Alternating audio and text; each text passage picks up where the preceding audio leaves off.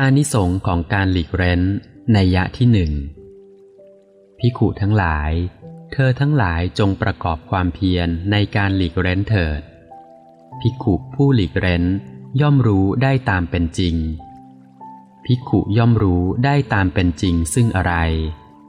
ย่อมรู้ได้ตามเป็นจริงซึ่งความจริงอันประเสริฐว่านี้ทุกข์นี้เหตุให้เกิดทุกข์นี้ความดับไม่เหลือแห่งทุกข์นี้ทางดำเนินให้ถึงความดับไม่เหลือแห่งทุกข์ดังนี้ภิกขุทั้งหลายพวกเธอทั้งหลายจงประกอบความเพียรในการหลีกเร้นเถิดภิกขุผู้หลีกเร้นย่อมรู้ได้ตามเป็นจริงภิกขุทั้งหลายเพราะเหตุนั้นในเรื่องนี้พวกเธอพึงทำความเพียรเพื่อให้รู้ตามเป็นจริงว่านี้ทุกข์นี้เหตุให้เกิดขึ้นแห่งทุกข์นี้ความดับไม่เหลือแห่งทุกข์นี้ทางดำเนินให้ถึงความดับไม่เหลือแห่งทุกข์ดังนี้เถิด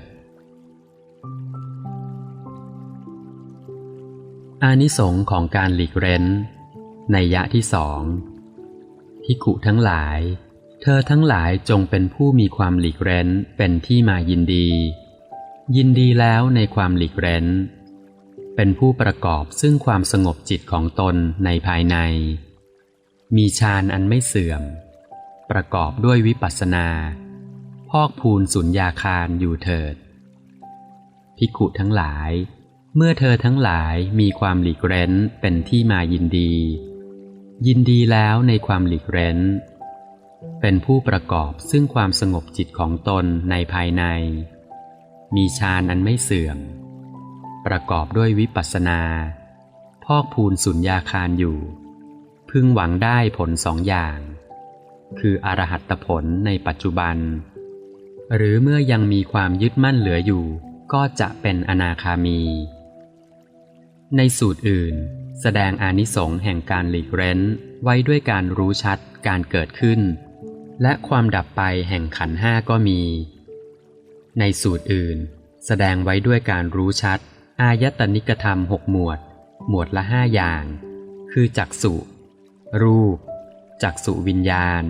จักษุสัมผัสเวทนาที่เกิดขึ้นจากจักษุสัมผัสเป็นปัจจัยว่าไม่เที่ยงโสตะเสียงโสตะวิญญาณโสตะสัมผัสเวทนาที่เกิดขึ้นจากโสตะสัมผัสเป็นปัจจัยว่าไม่เที่ยงฆานะกลิ่นฆานะวิญญาณฆานะสัมผัส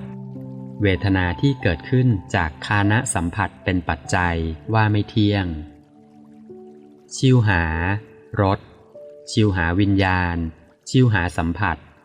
เวทนาที่เกิดขึ้นจากชิวหาสัมผัสเป็นปัจจัยว่าไม่เที่ยง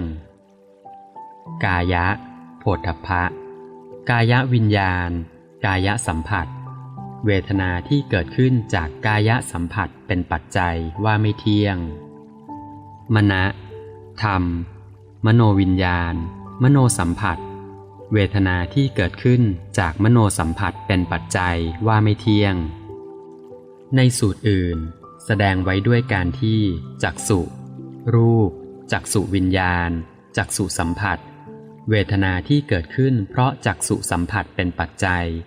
ย่อมปรากฏตามที่เป็นจริงว่าไม่เที่ยงโสตะเสียงโสตะวิญญาณโสตะสัมผัสเวทนาที่เกิดขึ้นเพราะโสตะสัมผัสเป็นปัจจัยย่อมปรากฏตามที่เป็นจริงว่าไม่เที่ยงฆานะกลิ่นฆานะวิญญาณฆานะสัมผัสเวทนาที่เกิดขึ้นเพราะฆานะสัมผัสเป็นปัจจัยย่อมปรากฏตามที่เป็นจริงว่าไม่เที่ยงชิวหารสชิวหาวิญญาณชิวหาสัมผัสเวทนาที่เกิดขึ้นเพราะชิวหาสัมผัสเป็นปัจจัยย่อมปรากฏตามที่เป็นจริงว่าไม่เที่ยงกายะโผฏฐัพพะกายวิญญาณกายสัมผัสเวทนาที่เกิดขึ้นเพราะกายสัมผัสเป็นปัจจัยย่อมปรากฏตามที่เป็นจริงว่าไม่เที่ยงมนะธรรมมโนวิญญาณมโนสัมผัสเวทนาที่เกิดขึ้นเพราะมโนสัมผัสเป็นปัจจัย ย่อมปรากฏตามที่เป็นจริงว่าไม่เที่ยง